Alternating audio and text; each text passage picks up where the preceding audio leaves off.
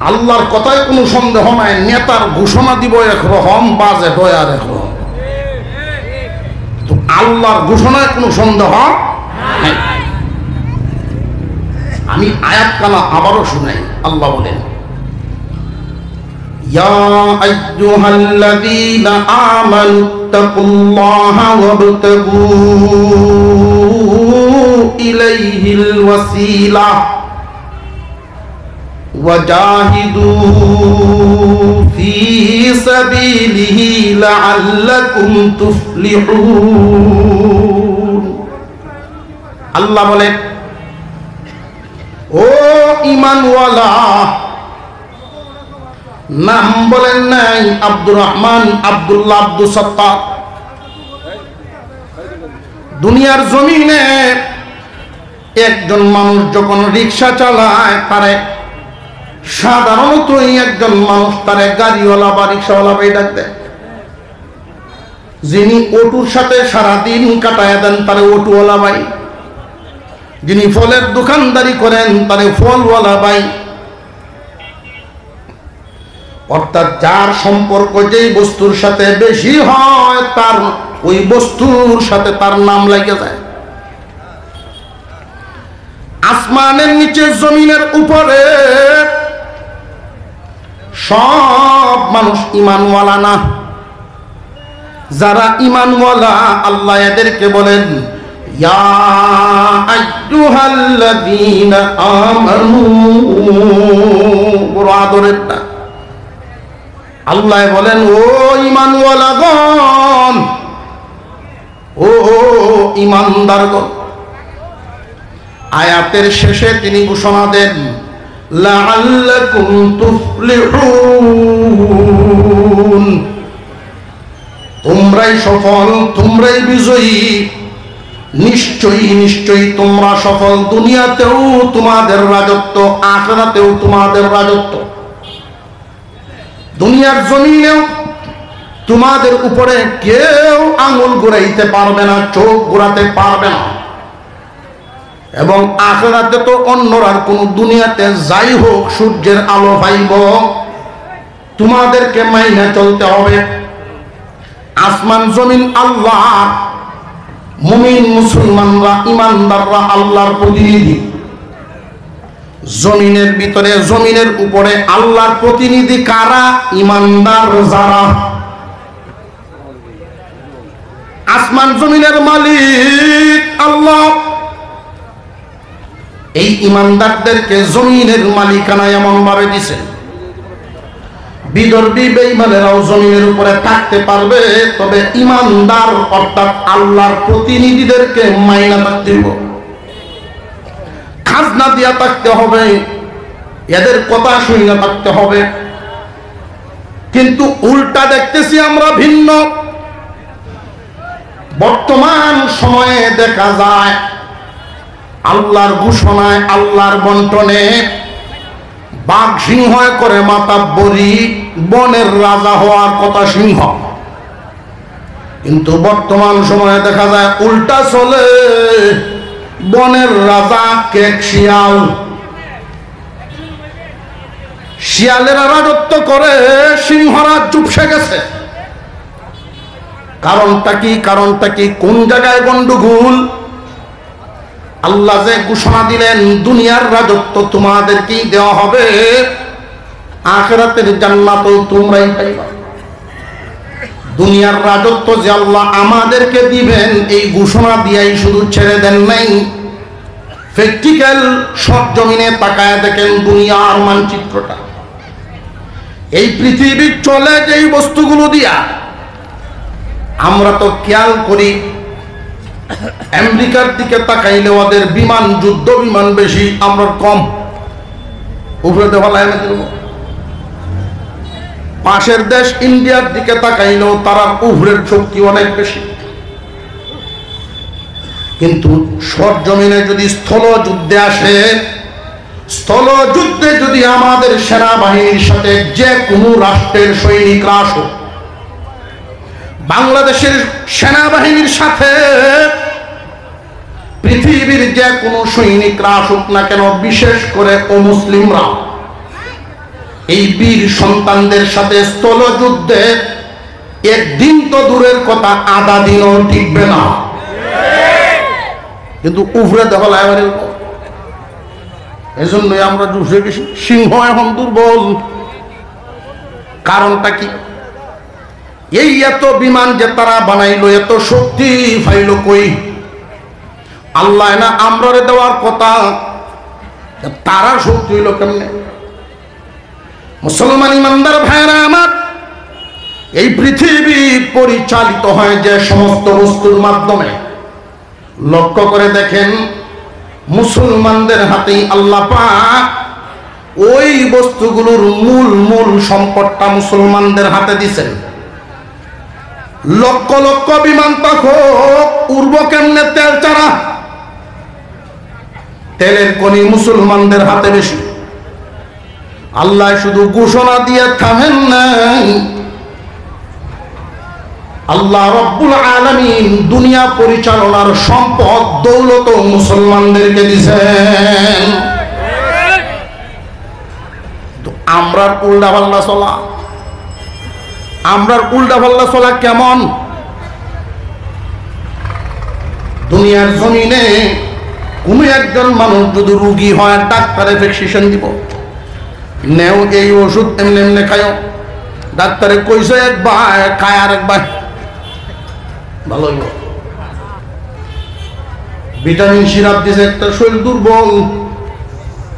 আগের দিনের মানুষ, আগে দেখতেন না বাজার ক্যাম্পাসাররা তো ব্যস্ত, শাল শাক হতে উঠছে। আমরা শুরু থাকি শাল শাক, ওহনের ভুলা মানে কান ধরে নিব বোতল, ঠিক না? এটা বোতল আছে দেখি না। যদি কোনো মুরব্বীরা শখ করিয়া লটকায় রাখতে থাকে, সেই আগের দিনের সেই বোতলগুলো খুব মজবুত, লম্বা। এটা এক বোতল শালসা নিত, এটা ভিটামিন, আর এক ডিভা করে দিত। আর ডিভা ওইটি আসলো সার কাপের মতো বড়। আমরা চা খাই এরকম সার কাপের মতো বড় এক কাপ। তো এক বেড়ায় নিচে নিয়ে দেখা যায় না, খায়া মিটে রাখে। ওইটা খাইলে স্বাস্থ্য পারবো, শক্তি হইব, ওজন শক্তি পারবো, লাগে মিডিয়া। তো এক কাপ পেলে ওটা আল্লাহর নাম লইয়া গড়গড়া ডাইলে দিয়া ওরতে বোতল খাইছে। নিয়ম মতো খাইছে না অনিয়ম? অনিয়ম। আধা রাত্রির মধ্যে যে একটা লামা দিল, কিতা লামা, মেঘলামা নাকি আমরা বুঝিয়েছি না কোনটা লামা দিছে। লামা দিয়া একবার চোখ মুখ গুলাই যায়। ডাক্তারে কি ওষুধ দিল? কইছে একরকম হয় আর একরকম। দোষটা কি ডাক্তারের না রুগীর?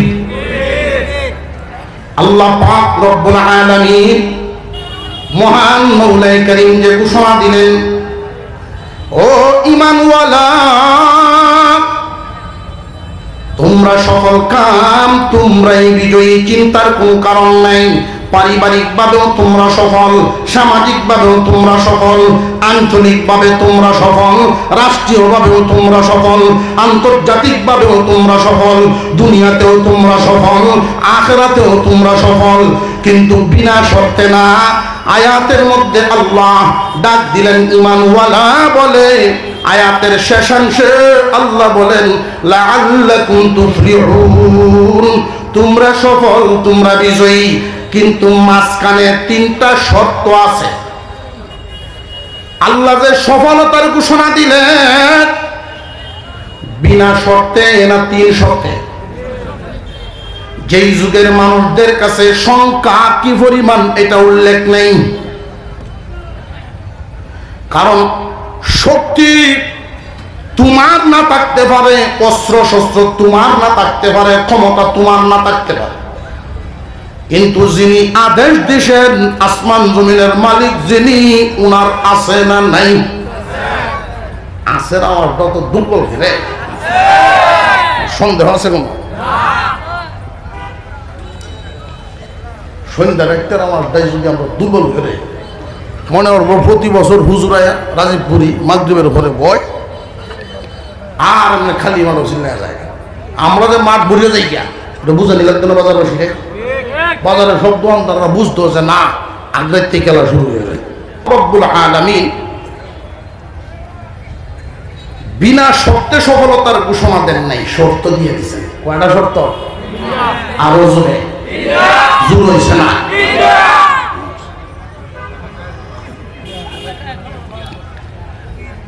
মুসলমানের সংখ্যা দুনিয়ায় কি পরিমাণ থাকবে ওইটা উল্লেখ করেন না।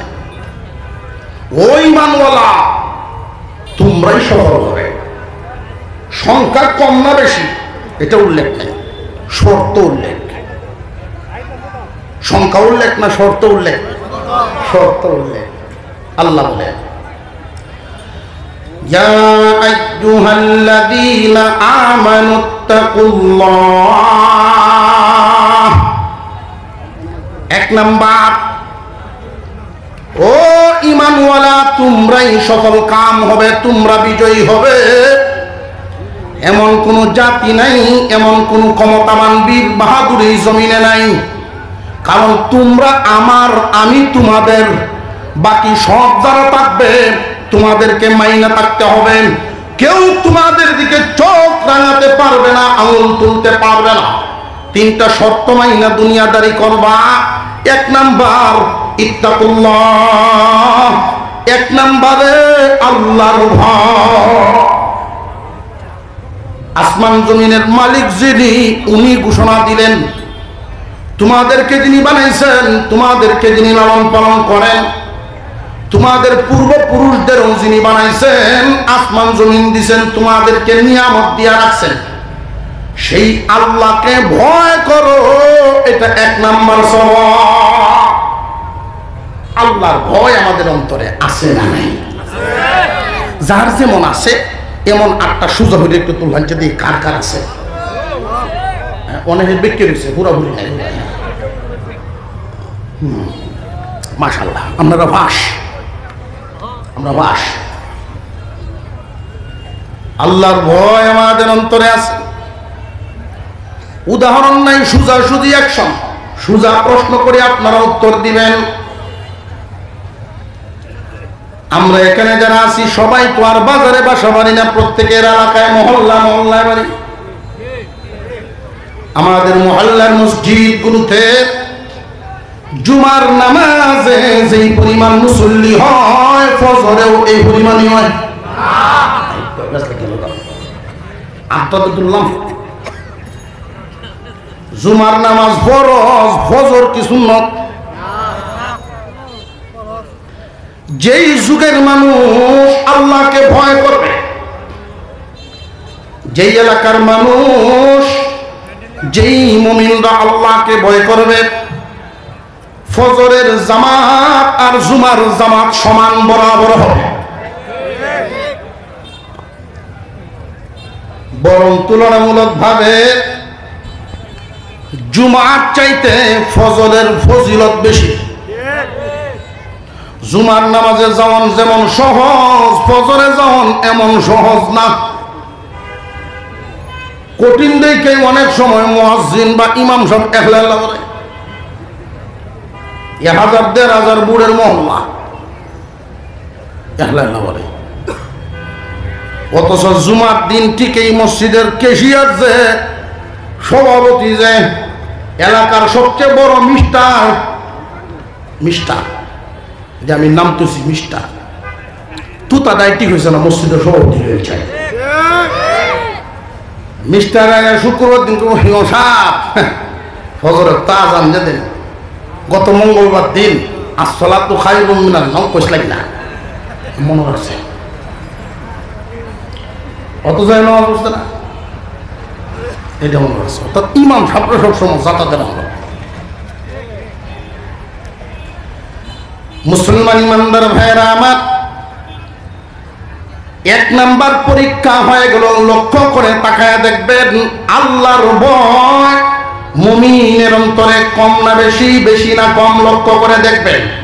মুমিন মুসলমানেরা মুখে বলি ঠিকই, হাত উঠাই ঠিকই, কিন্তু বাস্তবে আল্লাহর ভয় আমাদের অন্তরে নাই।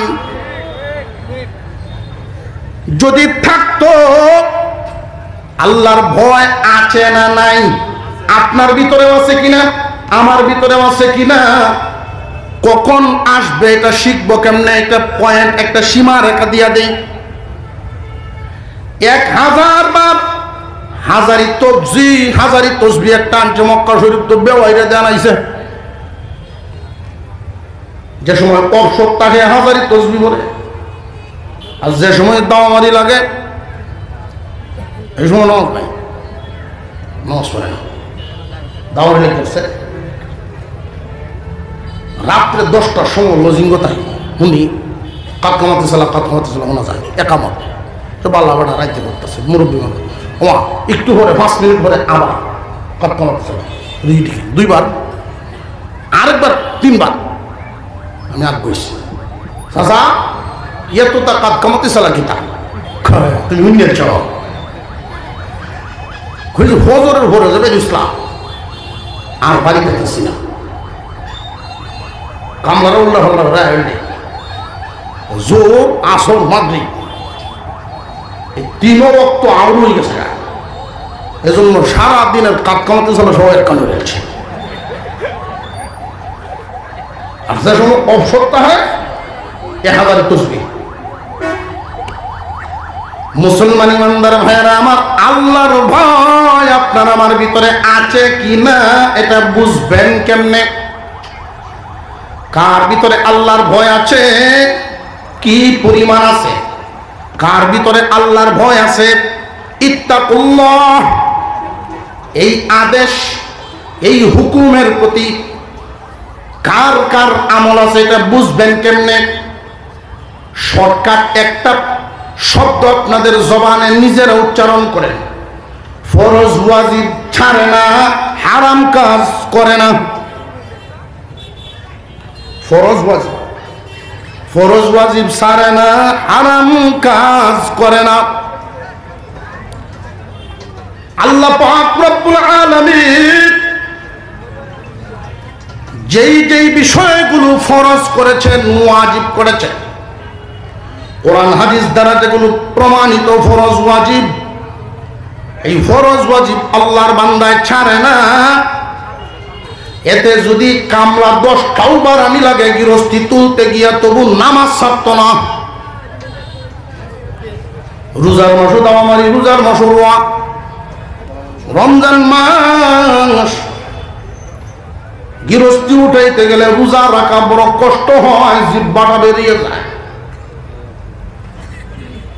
এই জন্য আল্লাহর বান্দা রোজা ছাড়বে না যদি আল্লাহর ভয় অন্তরে তাকে। প্রয়োজনে 10টা কামলা বাড়াইব,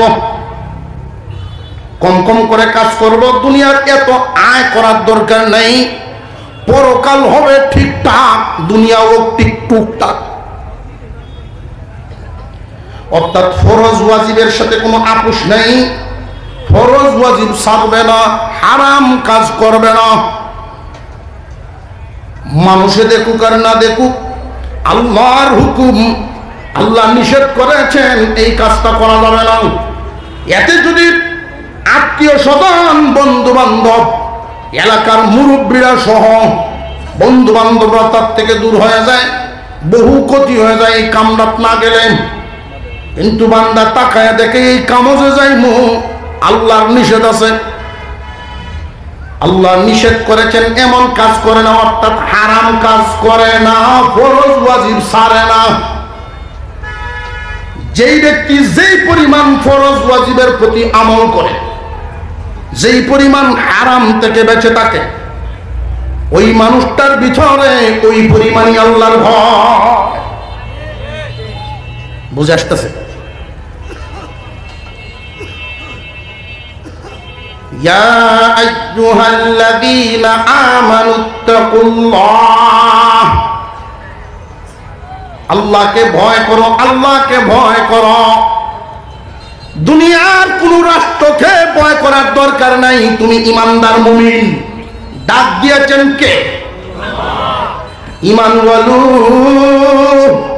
হে ঈমানের মালিকরা, ঈমানওয়ালারা মানে জান্নাতের মালিকগণ। এ আমার মুমিনরা, বিধর্মীদের সাথে গিয়া কাঁধে কাঁধ মিলাতে হবে না, সাহায্যের হাত বানাতে হবে না। তোমরা আল্লাহকে ভয় করো, সব সমাধান হবে। কেমনে হবে? এক দুইটা কথা একটু বলে দিই। মুফাসসিরিনে কেরাম এখানে প্রশ্ন করেছেন, আল্লাহকে যে ভয় করব, দুনিয়ার মানুষ জানে আল্লাহ আদেশ করেছেন, নিষেধ করেছেন, এরপরেও মানুষে মানে না। রমজান মাসে রোজা রাখুন, নফল না ফরজ? আরো জোরে। এরপরেও লাল ভোটদার তোলে চলেনি। আল্লাহ হুকুম দিয়েছেন 5 ওয়াক্ত নামাজ পড়ন লাগবে। বাইতুল আতিক মসজিদে জামাত হচ্ছে, আবার 92 দুহানদারিও চলছে। মুসলমান আছে না নাই? তার মানে এই না যে লুলা আটকে দিতে পারে না, সব ঠিক আছে, যায় না। কেন যায় না? আল্লাহ হুকুম দিয়েছেন আল্লাহকে ভয় করো, কিন্তু ভয় করে না কেন, করি না কেন? দুনিয়ার জমিনে মানুষের স্বভাব, দুই কারণে মানুষ ভয় করে। দুইটা কারণে, একে অপরকে, এক দেশ আরেক দেশকে, একটা গ্রাম আরেকটা গ্রামকে ভয় করে। দুইটা কারণে। এক নাম্বার হলো অস্ত্রের কারণে, আরেকটা হলো সৈনিকের কারণে। যার অস্ত্র বেশি তারে ডরায়, যার সৈনিক বেশি তারও দাম আছে, ডরায়, লাঠি বেশি। ঠিক না? ঠিক। একটা গ্রাম যদি আরেকটা গ্রামকে ভয় পায়, দুই কারণে এর মানুষ বেশি। একটা দেশ যদি আরেকটা দেশকে ভয় পায়, এই দুই কারণেই, অস্ত্র বেশি নইলে সৈনিক বেশি। আমরা যে আল্লাহকে ভয় পাই না, কারণ আমরা মনে করি আল্লাহর অস্ত্রও নেই, আল্লাহর সৈনিকও নেই। মুফাসসিরিনে কেরাম এই জায়গায় একটা কথা উল্লেখ করেন। এই কথাগুলো বলার উদ্দেশ্য হলো, বান্দারে আমরা মুসলমান, আমরা ইমানদার। বর্তমান দুনিয়ায় যেই তাল বাহানা, যেই হাওয়া চলতেছে, নেট দুনিয়ায় দেখতেছেন, আমার জমিনে, আমার বাংলায়, আমার পবিত্র ভূমিতে, ওলিয়া উলিয়ার জমিনে মুসলমানের সন্তানকে কুপিয়ে হত্যা করে, তাও আবার বিধর্মী একজন মানুষ, তার সচরাচর সত্যিকারের বিচার মনোভূত আমরা পাই না। মানুষের অন্তরে আগুন লাগে, মুসলমানের অন্তর জ্বলে, অথচ আল্লাহ বলেছেন আল্লাহকে ভয় করো, সব ঠিক হয়। জানিয়ে রাখবেন, এই জমিনে যত বিশৃঙ্খলা, এর জন্য আমিও দায়ী। কারণ আল্লাহর হুকুম পালন করতে আমিও ব্যর্থ। আল্লাহকে ভয় করার পিছনে আমিও দায়ী, আপনিও দায়ী, সমাজের অনেক বেশিরভাগ মানুষ দায়ী। এই জন্য আল্লাহর সাহায্য আমরার পিছনে নেই। এমন একটা সময় ছিল মুসলমানের সংখ্যা মাত্র 313। কয়জন? মাত্র 313 জন, তাও আবার তরবারি মাত্র 9টা। 313 জন সাহাবী, তরবারি 9টা। বিপক্ষে 1000-এর উপরে, প্রত্যেকের হাতে ডাবল ডাবল অস্ত্র, সব সুযোগ সুবিধা তাদের। কিন্তু আল্লাহ এমন একটা সাহায্য করেছেন, এক সাহায্যের বদৌলতে মুসলমানদের বিজয় নিশ্চিত। সেই আল্লাহ এখনো আছেন না নাই? আল্লাহর সাহায্য কিন্তু আমরা পাই না, কারণ আমাদের ব্যাগ নাই, পাত্র নাই সাহায্য লওয়ার। আল্লাহ হুকুম দিলেন, ইত্তাকুল্লাহ, আল্লাহকে ভয় করো। আমরা আল্লাহকে ভয় করি না, মনে করি আল্লাহর অস্ত্রও নাই, আল্লাহর সৈনিকও নাই। আল্লাহ পাক রব্বুল আলামিন বুঝায় দিলেন, বান্দারে দুনিয়ার জমিনে বড় বড় শক্তিধর দেইকা তাদের সাথে কাঁধে কাঁধ মিলাও। তুমি মনে করছো তাদের অস্ত্র আছে, তোমার সেভ করব না। আমি আল্লাহর হুকুম পালন করো, আমার অস্ত্রের শেষ নাই, আমার সৈনিকেরও শেষ নাই। আমি আল্লাহর অস্ত্র আছে, আল্লাহর সৈনিকও আছে। ইতিহাস থেকে তোমরা শিক্ষা গ্রহণ করো। মুসা আলাইহিস সালাম দোয়া করলেন, আল্লাহ আমার সৈনিকও নেই, আমার অস্ত্রও নেই। ফেরাউন কালিমার দাওয়াত দেওয়ার কারণে আমার বিরুদ্ধে যুদ্ধ ঘোষণা দিছে। কি নিয়ে যুদ্ধ করব আমি? আল্লাহ পাক রব্বুল আলামিন বলেন, চিন্তার কোনো কারণ নেই, আমি আল্লাহর তো অস্ত্রের কমতি নেই। তুমি যেহেতু আমার হুকুম মানো, আমার অস্ত্রই তোমার। বুঝে আসতেছে? আল্লাহ একটা অস্ত্র পাঠাইছে, কইতাম নি? فأرسلنا عليهم الطوفان والجراد والقمل والضفادع والدم آيات مفصلات فاستكبروا وكانوا قوما مجرمين। আল্লাহ বলেন, যেই দিন মূসা আলাইহিস সালাম আল্লাহর কাছে দোয়া করেন, আল্লাহ পাক রব্বুল আলামিন একটা অস্ত্র পাঠাইলেন মূসা বাহিনীর পক্ষে ফেরাউন বাহিনীর বিরুদ্ধে। অস্ত্রের নাম তুফান। অস্ত্রের নাম তুফান। সেই আল্লাহ এখনো আছে না নাই? আমরার বিরুদ্ধেও যদি কেউ, আমরা যদি আল্লাহর হুকুম মানতে পারি, আল্লাহকে খুশি করতে পারি, সেই আল্লাহ যেহেতু এখনো আছে, এমন এক হিরণ, এক করুণায় সব কোনটা সার। আসমানি গজব দেনেওয়ালা এখনো আছেন না নাই? কিন্তু আমরা আল্লাহকে খুশি করতে পারি না, আমরা হককে আনতে পারি, বরং আল্লাহর হুকুম না মানার কারণে আমরা আল্লাহকে গুসা করাই। আল্লাহ পাক রব্বুল আলামিন এই জমিন ফাটায়া জমিনের ভিতরে নিয়ে যাইতেন আমাদের। আমরা যেই অপকর্ম করি, যেই অন্যায় করি, জমিনের উপরে বেশিরভাগ গ্রামের ভিতরে তালাশ করলে খুব কম সংখ্যক পাওয়া যায় নামাজি, বেশিরভাগ বেনামাজি, কম সংখ্যক পাওয়া যায় হালাল রোজগার, বেশিরভাগ সুদখোর। অন্যায়কারীর পরিমাণ সমাজে বর্তমানে বালা মানুষের সংখ্যা কম, খারাপের সংখ্যা বেশি। আল্লাহ তো জমিনে এইভাবে রাখতেন না। রাখছেন কেন জানেননি?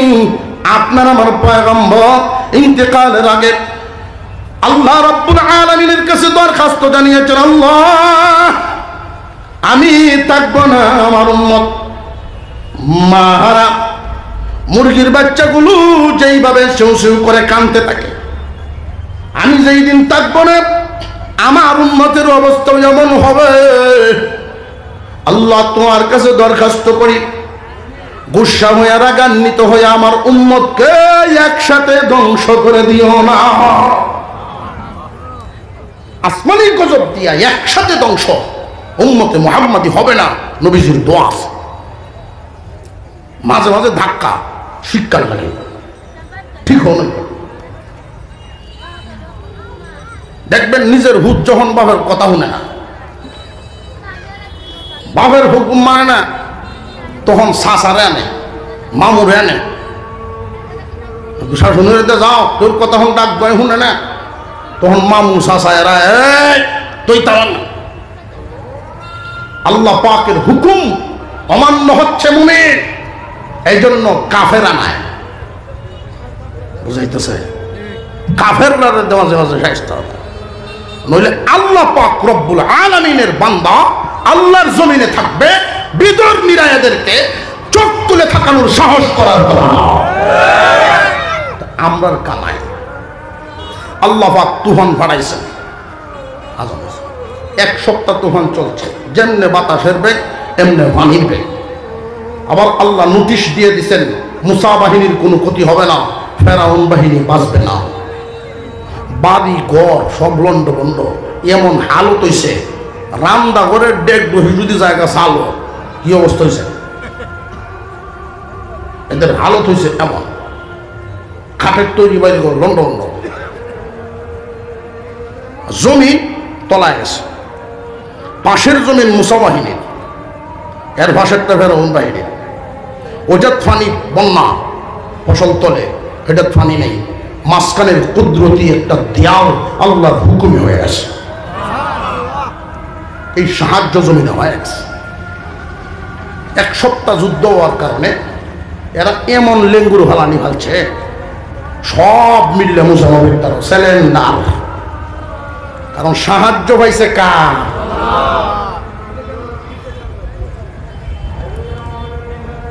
আপনার আল্লাহরে কই থামাই কই, আমরা ওয়াদা দিলাম, কথা দিলাম, আমরা সব ঈমান আনলে মুসলমান হয়ে যাবো। ঠিক আছে, আল্লাহর কাছে দোয়া করছি, বন্যা গেছে। যে জমির উপরে বন্যা হয়, গিরস যারা বেশি বুঝবে, এই জমিনটা শক্তিশালী হয় বন্যার পানিতে খার। যখন দেখা যায় কয়দিন পরে ফেরাউন বাহিনীর জমা জমির লক্ষণ বালা, বন্যার যাত্রাটা তো হেঁটে উপরে দেখেছে। ফসলের রূপ যখন বালা লয়েছে, অনেক বাট পারে শেয়ারও বইয়া বইয়া এটা ভাট মারা শুরু করছে যে তোরা খামা কামুচার দ্বারা গেছিস, আমি না তোরার ক্ষুদা বুঝলে চাস, আমি তোরার ক্ষুদা, আনা রব্বকুমুল আলা, আমি তোরার বড় ক্ষুদা, এটা বুঝলে চাস। তোরার জমিন দিয়ে দেখতে দেখতে বন্যাটা দিসলাম যাতে ফসল ভালো হয়। এই বন্যা আমি দিসলাম, ফসল হন আমি ভালো করছি, বোঝার দ্বারা যাইস না। কত বড় বাটপা। আবার তার বাপ সাপ দেখা যায় মুসা আলাইহিস সালামের বিরুদ্ধে। আল্লাহর কাছে নবীজি দোয়া করছেন। মুসা নবী যখন দোয়া করলেন, আল্লাহ বলেন অসুবিধা নেই, আমি বস যেইভাবে ফসল দিতে পারি নিতেও পারি। আল্লাহ বলেন না فأرسلنا عليهم الطوفان والجراد। এটা ফুকা, এটা কাড়ো কাড়ে ফসলও কাটে, এটা এমন এক ফুকা। কোনো কোনো মুফাসসির কেরাম বলেন এটা টিড্ডি ফসল খায়, কোনো কোনো মুফাসসির বলেন শুধু ফসল খায় না, এটা কাঠও কাটে। আর কাঠের তৈরি বাড়ি করেছে, এক সপ্তাহ কাটাকাটির কারণে ধান ক্ষেত আছে ঠিক ভিতরে চাউল নাই। কোনো কোনো গাছটা দাঁড়ায় রয়েছে, ধান একটাও নেই, খাইছে।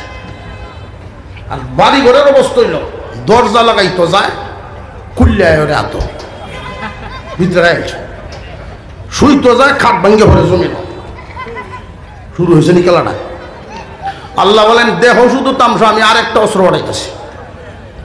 فأرسلنا عليهم الطوفان والجراد والقمل। কুম্মাল শব্দের অর্থ হইল উকুন।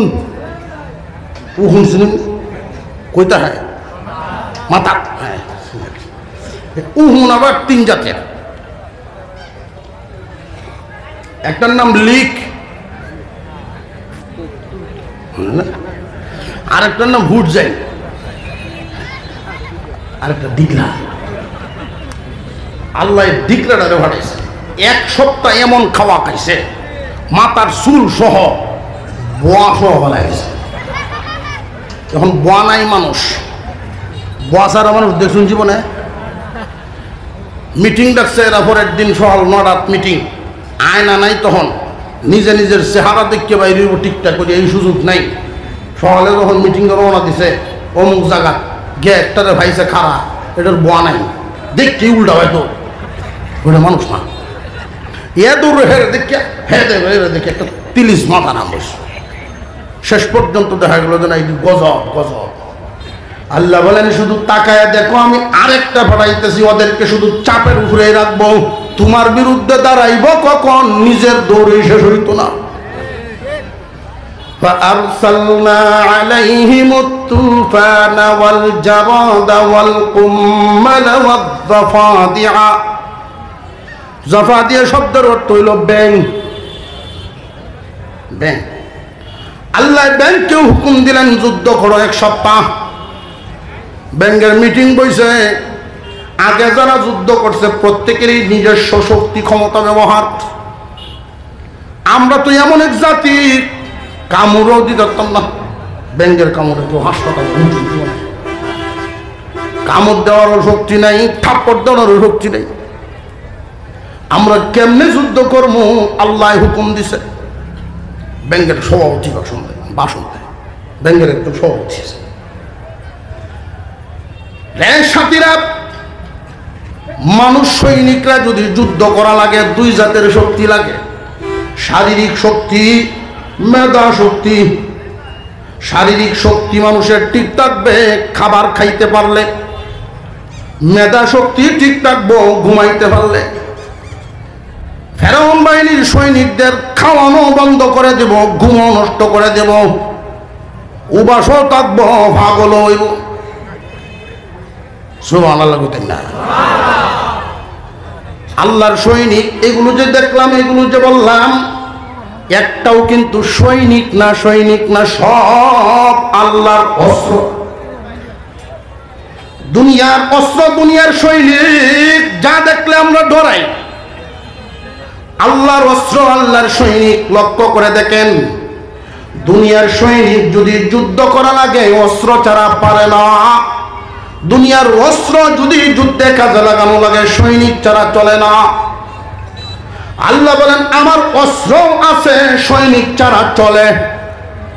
আমার সৈনিকও আছে, অস্ত্র ছাড়া সৈনিকরাও চলে।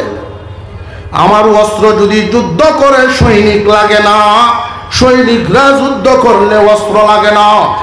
আসমানের নিচে জমিনের উপরে সমস্ত প্রাণীকুল, এক একটা প্রাণী আল্লাহর এক একটা ক্ষেপণাস্ত্র, এক একটা প্রাণী এক একটা ক্ষেপণাস্ত্র। আর তামাম দুনিয়ার অসংখ্য গণিত ফেরেশতারা আল্লাহ রব্বুল আলামিনের সেনাবাহিনী, আল্লাহর বাহিনীর সৈনিক। এই সৈনিকের কমান্ডার জিবরাইল আলাইহিস সালাম। আছে না নাই? সৈনিকও আছে, অস্ত্র আছে। আজান হয়ে গেছে চতুর্দিক দিয়ে, নামাজেরও সময় হয়ে গেছে, কাছে হয়ে গেছে।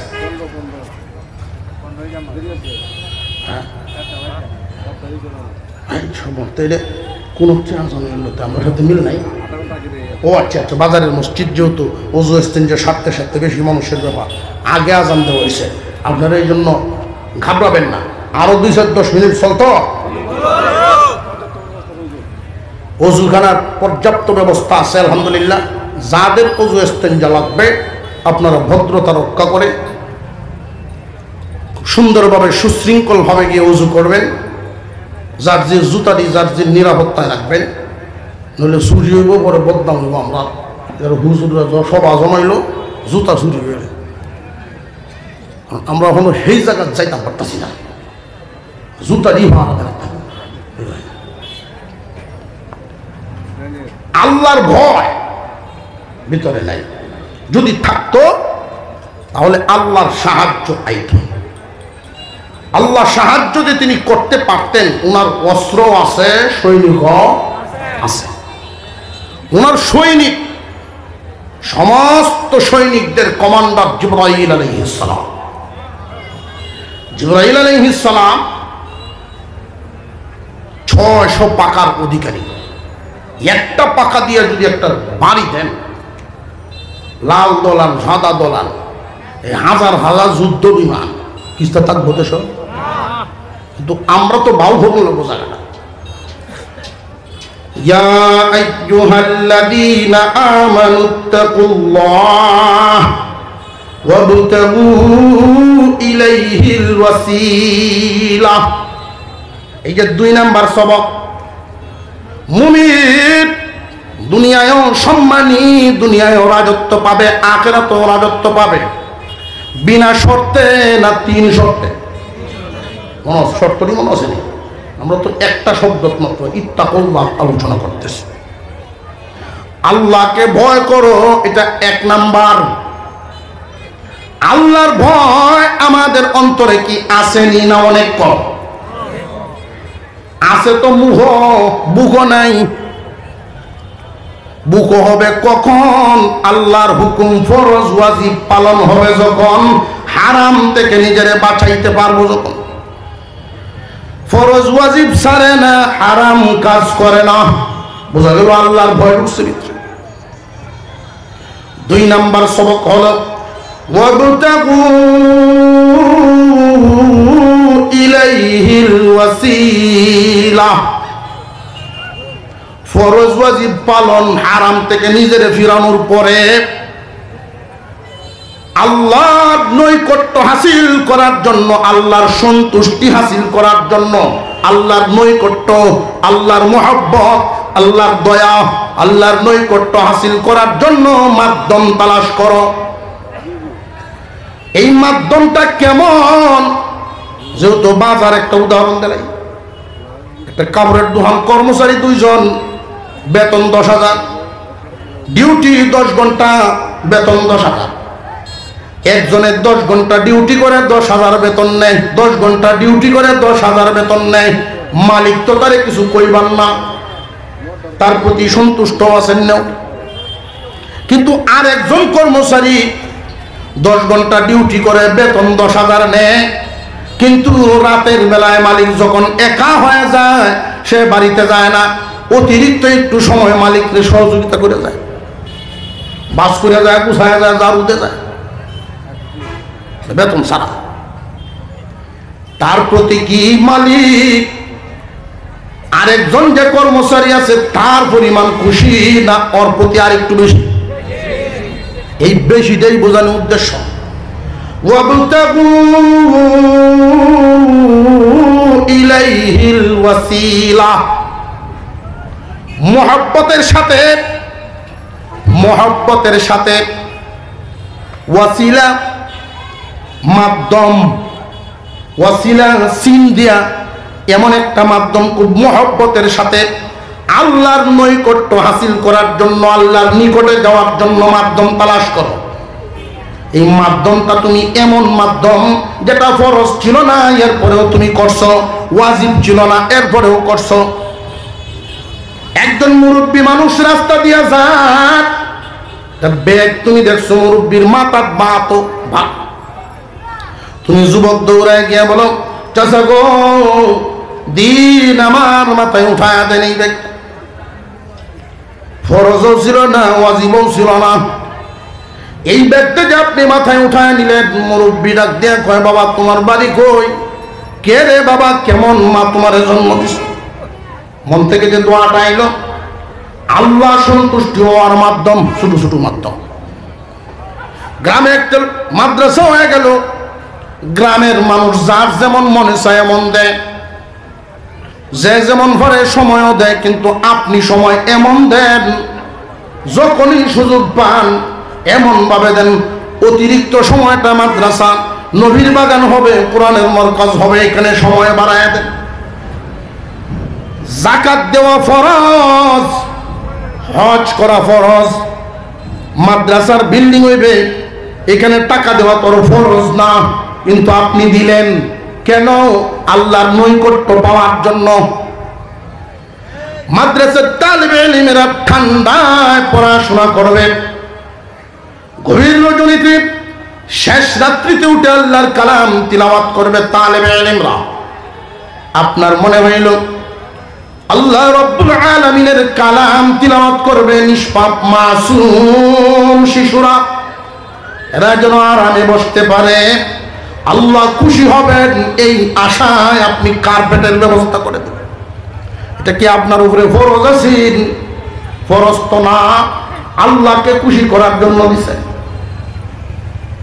ফরজও না, ওয়াজিবও না, এমন কাজ যে যত বেশি করবেন সে তত বড় ওলি হবেন। আমরা তো ওলি মাফি গিয়া কার হুত অ্যাকশন বেশি, কার হুয়ের মধ্যে অ্যাকশন বেশি, যে ফু দেয়া গ্লাস ফাড়ায় তারে বড় ভিড় না। বুজুর্গি ফুর মধ্যে নয়, বুজুর্গি যদি ফুর মধ্যে হইতো, ফু দিলে রূপ বালা, এতে যদি ভিড় হয়ে যাইতো, এই দেশে যত বড় বড় ডাক্তার সব বড় বড় হিরোনের কথা, মায়ের কথা ওষুধ খায় ভালো বুঝাইতেছে। পীর হওয়ার মাপকাঠি হলো প্রথম কথাটা ইত্তাকুল্লাহ, ফরজ ওয়াজিব ছাড়ে না, হারাম কাজ করে না, এটা হলো প্রথম। এটার সাথে কোনো আপোষ নাই, বাউন্ডারি, এটা বাউন্ডারি, আল্লাহর হুকুম অবশ্যই মানতে হবে, আপোষ নাই। দাঁড়ায় দাঁড়ায় পারো না, মসজিদে গিয়া পারছো না, বাড়িতে পড়বা, বাড়িতে তুমি দাঁড়ায় পারো না, বৈশা পড়বা, বৈশা পারছো না, শুয়া পড়বা, গাড়ি নামতে পারছো না, গাড়িতেই পড়বা। অর্থাৎ আল্লাহর হুকুম পালন করতে বান্দা আপুস চলবে না। ফরজ ওয়াজিব ঘাটতি নাই, অতিরিক্ত আমল নফল মুস্তাহাব। হাজারি তসবিহ পড়ে না, শুধু সময় ফেলে ইশরাক পড়ে, তাহাজ্জুদের আমল করে, হারাম কাজ করে না, ফরজ ওয়াজিব ছাড়ে না। এই জামানার জন্য এমন একজন মানুষ যদি খুঁজে পান যে ফরজ ওয়াজিব ছাড়ে না, হারাম কাজ করে না, ফরজ ওয়াজিব ছাড়ে না, হারাম কাজ করে না, তাহলে এই জামানার জন্য এই লোকটাই আল্লাহর ওলি। এই জামানার জন্য পানি থু দিলে হাসপাতালে রুগী লই আইছে 2-4 জনে দরিয়া, আটপারা না ফেরালাইছে রুগী, এমনি দেখা যায় জোটটা লাল শালু লীল শালু জট ছড়ে বান্দা, এরকম একজন বাবাজি। এটা হুটু তাই কি হয়েছে রে? আপনার বক্ত আপনার লেগে পাগল আছে, 2-3 দিন ধরে এরকম হয়েছে, হাসপাতাল আছে। আম্বয়ের কথা শুনে এসি রে কুদান খাদান দেয়া মানুষ জমাইতেছে, 2-3 লাখটি মারছে, মারতে উঠতে দৌড়তেছে। এখন তো মোবাইলে ভিডিও করিয়া দিছে পাইরাম কোটে লাইয়া বড় ভিড়। রাজনৈতিক হুজুরের নানা একটা ইতিহাস, এখন সময় নাই, নামাজের টাইম আসছে। বন্ডতে কেমনে দরম লাগে, ফু দিলে ফানি মিডে হইব, এমনকি খাটও যদি ফু দেয় সারাদিন এই খাটের মধ্যে সাড়া দিলেও কাঠটা মিষ্টি লাগবে। এমন মেডিসিন জগৎ আইছে, এটা খায়া পানি তো দিব, পানি মিটে লাগবো। গাঞ্জা হলেও যদি পানি খায়া ফু দেয় পানি মিটে হয়, তখন এলাকার পুরুষ যদি বক্ত হয় 500, মহিলা বক্ত হইব 5,000। ঠিক না? ঠিক না গো, দেখছো খাবারটা পানিটা মিটে লাগে। মাপকাঠি বুঝছেন নি আল্লাহর ওলি হওয়ার? আল্লাহর ওলি হওয়ার মাপকাঠি হলো যদি দেখা যায় ফরজ ওয়াজিব ছুটে যায়, হাজারি তসবিহ গোলাপ কামাইতো না। ফরজ ওয়াজিব ছুটে যায়, তার কাজ হবে না, হারাম কাজ হয়ে যায় তার দ্বারায়। মহিলা মুরিদ করে সামনে গেলে কয় বাবাজির সামনে পড়তে লাগে না, বাবাজির চোখ শুদ্ধ হয়ে গেছে, চোখ বলে শুদ্ধ হয়ে গেছে। সাধারণ আমরা সামনে যদি মহিলারা পড়ে, আমাদের মনের যে অবস্থা হয়, বাবাজির এমন হয় না। যদি এমন কেউ কয়, কোন ভণ্ডর ভক্তরা যদি এমন বলে, তাহলে অর্থ হবে 2টা। 1 নম্বরের অর্থ হইল, হয়তো বাবাজির যদি মনের পরিবর্তন না হয়, নারী দেখলে, নারীরা সামনাসামনি বসে মুরিদ হইলে, নারীরা যদি বেপরদায় তার সামনে যায়, মনের হালত যদি পরিবর্তন না হয়, 2 অর্থ। 1 নাম্বার, রুগী ভালো ডাক্তার দেখানির দরকার। পুরুষত্ব বলতে যা আছে, যার দ্বারায় পুরুষ বুঝায়, ঝামেলা আছে। কাটা লড়ে না, ব্যাটারি নেই, গড়ি চলে না। আর যদি দেখা যায় যে না লড়ে, ঠিক মনের অবস্থা তো কেউ জানে না, জানেন কে? কয় না। মনের অবস্থা যদি দেখা যায় রুগী না, তাহলে কয় না বাটপার। হয়তো রুগী নইলে বাটপার, হয়তো রুগী নইলে বাটপার। চোখ ঠিক করলেই যদি যথেষ্ট হয়ে যেত, আল্লাহ পাক রব্বুল আলামিন কোরআনের বিধান নাযিল করতেন না, কুল্লিল মুমিনিনা ইয়াগুদ্দু মিন আবসারিহিম। চোখের পর্দা ফরজ করতেন না, নারীদের সামনে যাওয়া যাবে না। আল্লাহ পাক রব্বুল আলামিনের 3 শর্তের 1 নাম্বার ইত্তাকুল্লাহ, আল্লাহকে ভয় করো। আল্লাহকে ভয় করার সীমানাটা কি দিলাম? ফরজ ওয়াজিব ছাড়বো না, হারাম কাজ করব না। ফরজ ওয়াজিব ছাড়বো না, হারাম কাজ করব না। কয়দিন?